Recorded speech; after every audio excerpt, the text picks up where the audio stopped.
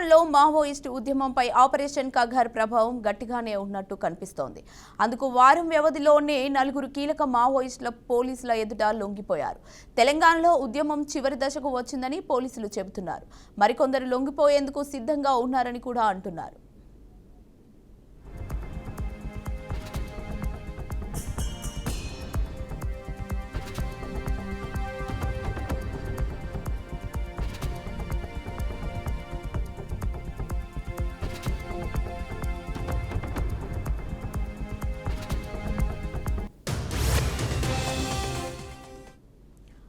జననాట్య మండలి వ్యవస్థాపకుడు సంజీవ్, ఆయన భార్య డీనా రాచకొండ పోలీసుల ఎదుట లొంగిపోయారు.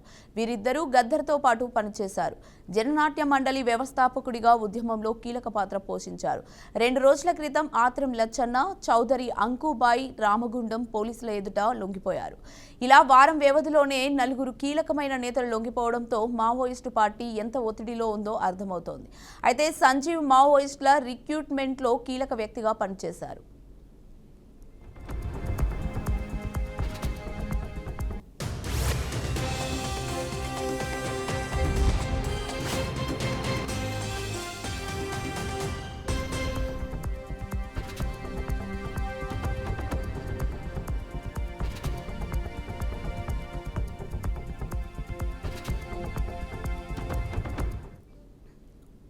మావోయిస్టు ఉద్యమాన్ని అంతం చేసే లక్ష్యంతో 2024 జనవరి నుంచి అడవిని జల్లెడపడుతోంది కేంద్రం. ఈ ఆపరేషన్తో మావోయిస్టులోని కీలక నేతలను హతమార్చారు. దీంతో ఉద్యమం క్షీణిస్తూ వస్తోంది. ఈ మధ్య ఛత్తీస్గఢ్, తెలంగాణ సరిహద్దుల్లోని కర్రెగుట్టలో జరిగిన దాడులు ఉద్యమాన్ని మరింతగా భయపెట్టింది.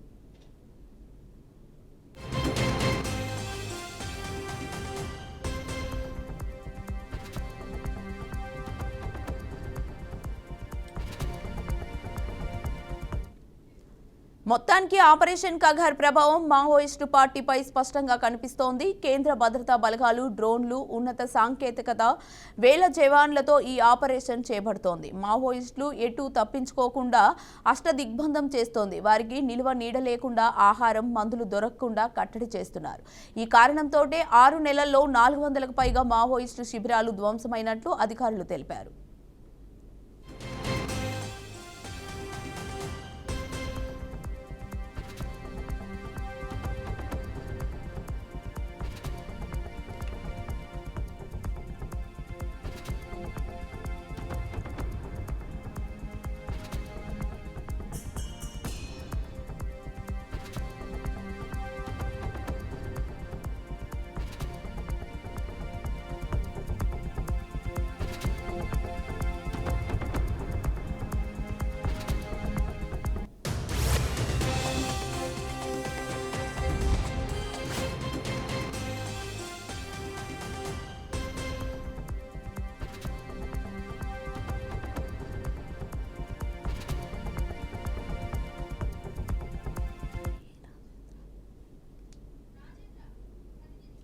ఇక ఇదే అంశంపై మరింత సమాచారాన్ని మా ప్రతినిధి రాజేంద్ర అందిస్తారు. రాజేంద్ర, కీర్తి, మావోయిస్టుల ఉద్యమం పరిస్థితి పరిశీలిస్తుంటే మాత్రం రోజు రోజుకి బలహీన పడుతుందని చెప్పేసి చెప్పవచ్చు. ప్రధానంగా తెలంగాణలో మాత్రం అట్టడుగు స్థాయిలోనే మావోయిస్టుల ఉద్యమం ఉందనే భావన కూడా వ్యక్తమవుతున్న పరిస్థితులు కనిపిస్తా ఉన్నాయి. ఒకవైపు కేంద్ర ప్రభుత్వం నిర్వహింపజేస్తున్న ఆపరేషన్ కగార్ ప్రభావంగా ఇప్పటికే అనేక మంది మావోయిస్టులు ఉంటున్నారు. వారిలో అగ్రనేతలు కూడా అనేక మంది ఉండటం గమనార్హం. దాదాపుగా ఎన్కౌంటర్లలో అనేక మంది అగ్రనేతలతో పాటు వందలాది మంది మావోయిస్టు క్యాడర్ కూడా మృతి చెందిన సందర్భాలు ఉన్నాయి. ప్రస్తుతం మాత్రం ఒక వారం వ్యవధిలోనే 4 మావోయిస్టు పార్టీ చెందిన అగ్రనేతలు సరెండర్ అయ్యారు. ఈ వ్యవహారాన్ని పరిశీలిస్తుంటే మాత్రం మరింతగా మావోయిస్టుల వ్యవస్థ పతనమయ్యే పరిస్థితులు కూడా కనిపిస్తున్నట్టుగా మనకు తెలుసా ఉంది. కేంద్ర కమిటీ స్థాయిలో పనిచేసిన వారు కానీ రాష్ట్ర స్థాయిలో పనిచేసినటువంటి మావోయిస్ట్ అగ్రనేతలు కూడా వరుస లొంగిపాటు పర్వం కొనసాగుతుంది అంటే మావోయిస్టు పార్టీలో ఉన్న అంతర్గత కలహాలు, విభేదాలు, ఆ పార్టీ అనుసరిస్తున్న విధానాల పట్ల విసుగు చెందినందునే అంతా లొంగిపోతున్నట్టుగా కూడా తెలుస్తా ఉంది. ఒక భద్రాద్రి కొత్తగూడెం జిల్లాలో గడిచిన 6 నెలల కాలంలో 292 మంది మావోయిస్టులు లొంగిపోవడం జరిగింది. అయితే దాదాపుగా ఏజెన్సీ ప్రాంతాల్లో ఏదైతే మావోయిస్టు ప్రభావిత ప్రాంతాలు ఉన్నాయో అక్కడ అభివృద్ధి కార్యక్రమాలు ఇటీవల కాలంలో వేగవంతం కావటం, మరోవైపు వందలాది మంది పోలీసులు దండకారణ్యంలో మోహరించి మావోయిస్టుల కోసం జల్లెడ పడుతున్న సందర్భం కావచ్చు, మరోవైపు ఆపరేషన్ పగార్ ప్రభావం కావచ్చు. ఈ నేపథ్యంలోనే తెలంగాణ ప్రభుత్వం చేయూత కార్యక్రమం వంటి అనేక కార్యక్రమాల వలన మావోయిస్టులు లొంగుబాటు జరుగుతుందని కూడా ప్రచారం జోరుగా సాగుతుంది. ఏదేమైనా అగ్రనేతలతో పాటు ఆ క్యాడర్ కూడా వరుసగా లొంగుబాటు పర్వం కొనసాగుతున్న నేపథ్యంలో మరింత మంది అగ్రనేతలు మావోయిస్టు క్యాడర్ కూడా లొంగిపోయే అవకాశం ఉందని పోలీసు అధికారులు ప్రకటిస్తున్న పరిస్థితులు కూడా కనిపిస్తా ఉన్నాయి. ఈ తరహా విధానం మరికొన్ని రోజుల్లో అనేక మంది కూడా లొంగిపోయే అవకాశం ఉన్నట్టుగా ఇప్పటికే పోలీసు అధికారులు చెప్తున్న పరిస్థితులు కనిపిస్తూ ఏది ఏమైనా దండకారణ్యంలో పరిస్థితులు గతం కన్నా మెరుగుపడడంతో పాటు మావోయిస్టులకు చరిత్రం లేని పరిస్థితులు కూడా కనిపిస్తే పరిస్థితులే. ఒకప్పుడు దండకారణ్యంలోని మావోయిస్టులు సేఫ్ జోన్ గా ఉన్న ప్రాంతాలు కూడా ఇప్పుడు కనుమరుగయ్యా. అవన్నీ కూడా భద్రతా బలగాల ఆధీనంలోకి రావడంతో మావోయిస్టుల ఉనికికే తీవ్రని దెబ్బగా మనం పరిగణించవచ్చు. కీర్తి, రాజేంద్ర గారు, కాల్ చేస్తారనే భయంతో లొంగిపోతున్నారంటారా? రెండు కారణాలు. ఒకటి, సుదీర్ఘ కాలంగా అజ్ఞాతంలో జీవనం సాగించి భార్య బిడ్డలకు కుటుంబ సభ్యులకు దూరంగా ఉండి మానసికంగా మనోవేదన గురైన నక్సల్స్ అనేక మంది ఉన్నారు. వారు ఆ తరహాలో అనారోగ్యం పాలై అజ్ఞాతంలో ఇమడలేక జనజీవన స్రవంతిలో కలుస్తున్న పరిస్థితులు ఒక కారణం అయితే, మరోవైపు వరుసగా జరుగుతున్న ఎన్కౌంటర్లు, ఈ నేపథ్యంలోనే ఆపరేషన్ కగార్ పేరుతో వేలాది మంది పోలీసులు దండకారణ్యంలో మోహరించడం వలన తట్టుకోలేని పరిస్థితుల్లో కూడా మావోయిస్టులు లొంగిపోతున్న పరిస్థితులు మాత్రం మనకు కనిపిస్తున్నాయి. కారణాలు, పరిస్థితులు ఏవైనప్పటికీ కూడా అజ్ఞాతంలో మావోయిస్ట్ నక్సలైట్లు ఇక ప్రయాణం కొనసాగించే పరిస్థితి లేనందునే జనజీవన సవతులు కలుస్తున్నట్టుగా కూడా మనకు తెలుస్తా ఉంది. Right, thank you Rajendra.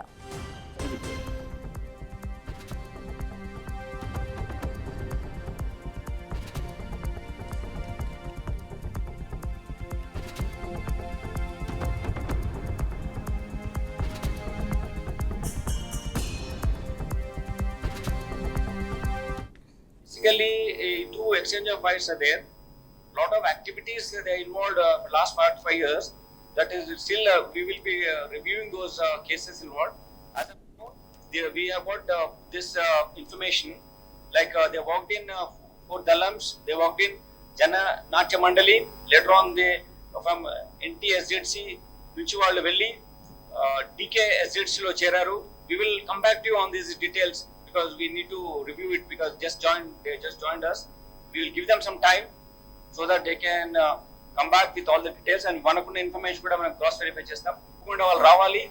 వాళ్ళు వస్తే మేము తప్పకుండా వాళ్ళకి వచ్చిన ఏ రివార్డ్ ఉందో వాళ్ళకి అందించడం జరుగుతుంది. Whatever the process is there. Then వాళ్ళకు గృహ సదుపాయం కల్పిస్తూ పాటు వాళ్ళ మెడికల్ సంబంధించిన అవసరాలు తీసుకోవచ్చు. అంతేకాకుండా వీళ్ళు ఇద్దరు నా దగ్గరకు వచ్చి కలిశారు కాబట్టి I will take care of their entire responsibility personally, professionally. Weapon handling లో ఇద్దరికి 4 గన్మెన్ ఉన్నారు. such an important people in the organization. Then they carry AK-47. వాళ్ళిద్దరికి AK-47 వస్తుంది. So you can understand the what rank they are holding. కర్నూలులోని Srichakra hospital ఎదుట తీవ్ర ఉద్రిక్తత నెలకొంది. అనంతపురం జిల్లా పామిడికి చెందిన యువతి అనిత జ్వరంతో ఆసుపత్రిలో చేరిన కొద్దిసేపటికే మృతి చెందింది. ఆమె మరణానికి వైద్యుల నిర్లక్ష్యమే కారణమని కుటుంబ సభ్యులు ఆరోపించారు. అనిత మృతితో ఆగ్రహించిన కుటుంబ సభ్యులు హాస్పిటల్ అద్దాలు, ఫర్నిచర్ ధ్వంసం చేశారు.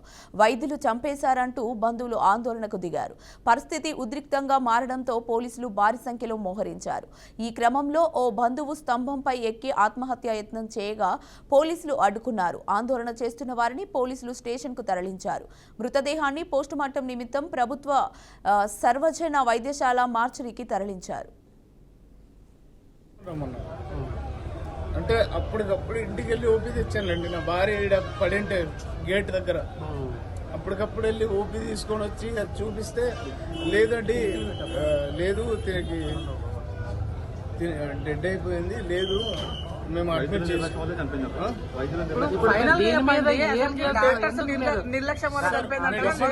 సార్ మెడిసిన్ చెకప్ కావాలి సార్. మెడిసిన్ ఇప్పుడు పోస్ట్ మార్టంకి పంపిస్తాం కదా, ఒకవేళ మెడిసిన్ వల్ల ఏదైనా అయ్యింది అంటే రెస్పాన్సిబిలిటీ పోలీసు వాళ్ళు తీసుకోవాలని కోరుతున్నాను. మీడియా వాళ్ళు కూడా నాకు హెల్ప్ చేయాలని కోరుతున్నాను. ఇప్పుడు హాస్పిటల్ మీద దాడి చేసినారు, ఎందుకు డాక్టర్ చూడలేదు కదా? ఓపీ తీసుకొని రమ్మన్నా అంటే అప్పటికప్పుడు ఇంటికి వెళ్ళి ఓపీ తెచ్చానులేండి. నా భార్య ఈడ పడింటే గేట్ దగ్గర అప్పటికప్పుడు వెళ్ళి ఓపీ తీసుకొని వచ్చి అది చూపిస్తే లేదండి లేదు తినకి డెడ్ అయిపోయింది, లేదు మేము అడ్మిట్ చేసాం.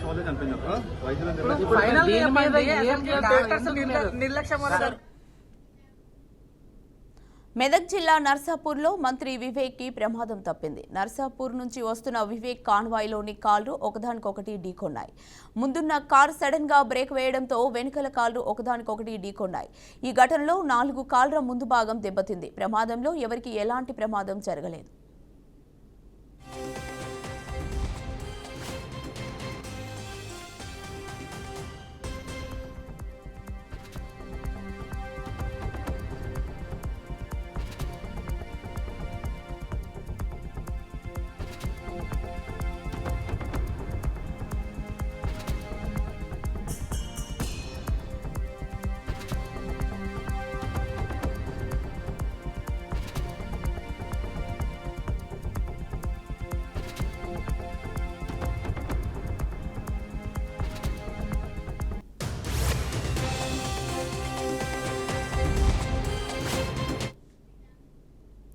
వక్ఫ్ బోర్డు సవరణ బిల్లును వ్యతిరేకిస్తూ నిజామాబాద్ జిల్లా బోధన్ అంబేద్కర్ చౌరస్తాలో ఆల్ ఇండియా పర్సనల్ లా బోర్డు ఆధ్వర్యంలో ముస్లింల మహాసభ నిర్వహించారు. ఈ సభలో ఎంపీ అసదుద్దీన్ ఓవైసీ, ఎమ్మెల్యే సుదర్శన్ రెడ్డి తదితర నాయకులు పాల్గొని అభిప్రాయాలు వ్యక్తం చేశారు. ప్రధాని నరేంద్ర మోదీ నేతృత్వంలోని కేంద్ర ప్రభుత్వం ముస్లింలపై దౌర్జన్యంగా ఈ బిల్లులను ప్రవేశపెట్టిందని ఐఎంఐఎం అధ్యక్షుడు అసదుద్దీన్ ఓవైసీ తీవ్ర స్థాయిలో విమర్శించారు. ఈ వక్ఫ్ బోర్డు సవరణ బిల్లులో ముస్లింలకు అన్యాయం జరుగుతుందన్నారు. ఇది ముస్లిం మైనార్టీలను బలహీనపరచినట్టే అని కుట్ర మండిపడ్డారు.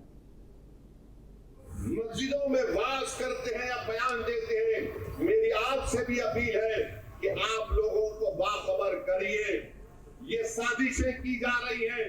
कल तुम्हारा नाम वोटर लिस्ट से निकल गया तो वोट डालना तो दूर की बात, कोई आकर तुमसे कहेगा कि अपनी शहरियत साबित करो।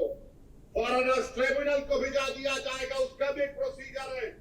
पहले एसपी बॉर्डर को बोला जाएगा, एसपी बॉर्डर लेटर लिखेगा मिनिस्ट्री होम अफेयर्स को, वहां पर 3 ऑफिसर की दस्तखत के बाद आपका मुकदमा चलेगा। यानी आप अपने रोजगार से महरूम, सबसे ज्यादा बड़ी चीज ये कि आप अपनी इज्जत से महरूम हो जाएंगे। लोग आपको उंगली उठाकर बोलेंगे उसका नाम वोटर लिस्ट से निकल गया, ये भारत का शहरी नहीं है। इसीलिए आप याद रखो, अभी से मैंने जो बात कही उस पर अमल करने की कोशिश करिए। मेरे दुश्मन बहुत है, मुझसे इख्तिलाफ करने वालों की भी तादाद बहुत ज्यादा है, क्योंकि भारत के अगर कोई लैला है तो उसका नाम असदुद्दीन ओवैसी है। मुझसे बहुत जाने वाले हैं मगर उसकी परवाह मत करो, मैं तुमको बाखबर कर रहा हूं, मैं आपको बाखबर कर रहा हूं। वो तूफान आने से पहले हमको तैयारी कर लेना चाहिए। साजिश करने తెలంగాణ సీఎం రేవంత్ రెడ్డిపై ఎమ్మెల్సీ కవిత కీలక వ్యాఖ్యలు చేశారు. తెలుగు రాష్ట్రాల మధ్య నెలకొన్న జల వివాదాలపై ఢిల్లీలో కేంద్ర జలశక్తి నిర్వహించిన మీటింగ్లో పాల్గొనడానికి సీఎం రేవంత్ రెడ్డి సిగ్గు పౌరుషం లేదా అని వ్యాఖ్యలు చేశారు. బనకచెర్ల అంశంపై తాము చర్చకు వెళ్లేది లేదని సీఎం రేవంత్ రెడ్డి మొదట మేకపోతు గాంభీర్యాన్ని ప్రదర్శించారని, కానీ దొంగలు ఊళ్ళు పంచుకున్నట్లుగా రాత్రికి రాత్రి ఢిల్లీకి వెళ్లి ఏపీతో చర్చల్లో పాల్గొన్నారని ఫైర్ అయ్యారు. పైగా సమావేశంలో ఏపీ సీఎం చంద్రబాబును, మంత్రి ఉత్తమ్ కుమార్ రెడ్డి, సీఎం రేవంత్ రెడ్డిని ఎదుర్కొని పండుగ వాతావరణంలో ఒకరినొకరు సన్మానాలు చేసుకున్నారని కవిత మండిపడ్డారు. ఇదే జరగబోతా ఉంది. ఈ ప్రాజెక్టు బనకచెర్ల ప్రాజెక్టు ఒక కుట్రపూరితమైనటువంటి ప్రాజెక్టు, కాంట్రాక్టర్ల కోసం కడుతున్నటువంటి ప్రాజెక్టు, దాంట్లోంచి వచ్చేటటువంటి కమిషన్ల కోసం కడుతున్నటువంటి ప్రాజెక్టు. ఇవాళ నేను సవాల్ చేస్తా ఉన్నాను, ఖచ్చితంగా ఇదే ప్రాజెక్టు మెగా కృష్ణారెడ్డి గారికే ఇవ్వడం జరుగుతుంది. మళ్ళీ మెగా ఇంజనీరింగ్ కంపెనీ నుండి తనకొచ్చేటటువంటి వాటా కోసం మన భవిష్యత్తుని, గోదావరి నది జలాల వాటాను మొత్తం కూడా తాకట్టు పెట్టి మన ముఖ్యమంత్రి రేవంత్ రెడ్డి గారు హైదరాబాద్ రావడం జరిగింది. ఎందుకంటే దీని వెనుక జరుగుతున్నటువంటి కుట్ర అవగాహన ఉన్నటువంటి వ్యక్తిగా నేను చెప్తా ఉన్నాను. ఖచ్చితంగా రేపు ఇదే జరగబోతా ఉంది. ముఖ్యమంత్రి గారు అక్కడికి పోయింది మెగా కంపెనీ కోసం. మెగా కంపెనీలో 85,000 కోట్ల ప్రాజెక్టులో ఆయనకు వచ్చేటటువంటి వాటా కోసం పోయిన తప్ప ఇంకో దానికి పోలే. ఇంకొక మాట, central water commission, Godavari river management board, Polavaram project authority ఇవన్నీ కూడా Banakacherla project pre feasibility report అని ఉంటుంది, దాన్ని రిజెక్ట్ చేసినాయి. అయినా ఎందుకు పోయినరు, అయినా ఎందుకు కూర్చున్నారు? మళ్ళీ బయటకు వచ్చి ఏం చెప్తారు ముఖ్యమంత్రి గారు? ఇదంతా ఉట్టిదే, అనఫిషియల్, ఇది అనఫిషియల్ మీటింగ్ అంటారు. అసలు అనఫిషియల్ మీటింగ్ ఎందుకు? మరి అనఫిషియల్ మీటింగ్ ఇద్దరు రాష్ట్రాల ముఖ్యమంత్రులు, ఒక జలశక్తి కేంద్ర జలశక్తి మంత్రి ఉంటాడు, దానికి అఫీషియల్గా పిఐబి ఇస్తుందా రిపోర్టు? అంటే అఫీషియల్గానో అనఫీషియల్గానో మొత్తానికైతే చంద్రబాబు నాయుడు గారి ఎజెండా ఇంప్లిమెంట్ చేయడానికి పోయినరు తప్పితే ఇంకోటి కాదు. ఈ ప్రాజెక్టు బనకచెర్ల ప్రాజెక్టు ఒక కుట్రపూరితమైనటువంటి ప్రాజెక్టు. కాంట్రాక్టర్లకు కూటమి ప్రభుత్వ పాలనపై వైసీపీ పార్టీ అధినేత జగన్ అబద్ధాల ప్రచారం చేస్తూ దిగజారుడు రాజకీయాలకు పాల్పడుతున్నారని బాపట్ల జిల్లా ఇన్ఛార్జ్ మంత్రి కొలుసు పార్థసారథి మండిపడ్డారు. బాపట్ల జిల్లా చీరాలలో జరిగిన కూటమి నాయకులు కార్యకర్తల విస్తృత స్థాయి సమావేశానికి ముఖ్య అతిథులుగా మంత్రి కొలుసు పార్థసారథి, బాపట్ల ఎంపీ తెన్నేటి కృష్ణప్రసాద్, ఎమ్మెల్యే కొండయ్య హాజరయ్యారు. జగన్ 5 ఏళ్ల పాలనలో రాష్ట్రాన్ని అన్ని విధాలుగా నాశనం చేశాడు. ఇక చంద్రబాబు గారి నేతృత్వంలో కూటమి ప్రభుత్వం రాష్ట్రాన్ని అభివృద్ధి సంక్షేమం వైపు నడిపిస్తోందని మంత్రి పార్థసారథి అన్నారు. అయినప్పటికీ జగన్ రెడ్డి అబద్ధాల ప్రచారానికి పాల్పడుతున్నారని, ప్రజాస్వామ్యంలో ఏ నాయకుడు చేయని విధంగా విధ్వంసకర రాజకీయం చేస్తున్నాడని మంత్రి తీవ్రంగా విమర్శించారు. ఈ ప్రభుత్వం దాన్ని సరిదిద్దడానికి ఏ విధంగా ప్రయత్నం చేస్తుంది చాలా స్పష్టంగా చెప్పారు. ప్రస్తుతం పొద్దున్నే పేపర్ చూడగానే ఎంత బాధాకరం అంటే, ముఖ్యమంత్రిగా చేసిన వ్యక్తులు కూడా అప్రజాస్వామికంగా, బాధ్యతారహితంగా అబద్ధాలను ప్రజల్లో ప్రచారం చేసి రాజకీయ లబ్ధి పొందాలనుకోవటం ఎంత దిగజారుతనమో ఒకసారి అందరూ కూడా ఆలోచించాలని చెప్పేసి మీకు మనం చేస్తామని. ప్రజాస్వామ్యంలో బాధ్యత కలిగిన ఏ రాజకీయ నాయకుడైనా సరే తన రాష్ట్రంలో కానీ దేశంలో కానీ మంచి ప్రశాంతత ఉండాలి, రాష్ట్రంలో ప్రజలకు ఒక మంచి భవిష్యత్తు ఉండాలి అనే ఆలోచన చేయాలి. కానీ విద్వేషాలు రెచ్చగొట్టి అప్రజాస్వామికంగా మాట్లాడుతూ ఆఖరి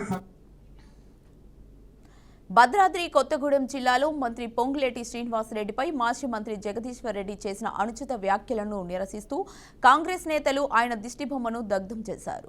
జగదీశ్వర్ రెడ్డి ఒక బిచ్చగాడని, కేసీఆర్ మెప్పు కోసం చెంచాగా మారి నోట్లో జీడిపప్పు పెట్టుకున్నాడని కాంగ్రెస్ నేతలు విమర్శించారు. 100 కోట్లు సంపాదించడమే కాక కృతజ్ఞహీనుడిగా తయారయ్యారని తీవ్ర వ్యాఖ్యలు చేశారు.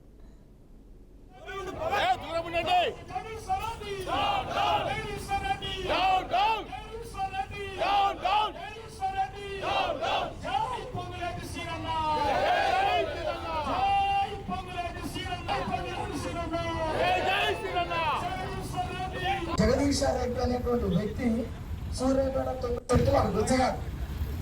వారు సూర్యాపేటలో మోటార్ దొంగతనాలు చేస్తే వారి పోలీస్ కేసులు పెట్టాయి. 2001లో కేసీఆర్ దగ్గరికి వెళ్ళడానికి ఉద్యమం చేసేటప్పుడు మేమందరం ఇక్కడి నుంచి 20 కార్లు 30 కార్లు వేసుకెళ్ళేవాళ్ళం. జగదీశ్వర్ రెడ్డి సూర్యాపేట నుంచి బస్ స్టాండ్ వెళ్ళడానికి టికెట్ డబ్బులు లేకపోతే సూర్యాపేట బస్ స్టాండ్ లో బస్ టికెట్ డబ్బులు అనుకుని బస్ ఎక్కాడు. వీడు ఇవి ఇప్పటి వరకు ఉన్న బులెటిన్ అప్డేట్స్. మరిన్ని అప్డేట్స్ కోసం చూస్తూనే ఉండండి BRK న్యూస్ తెలుగోడి సత్తా.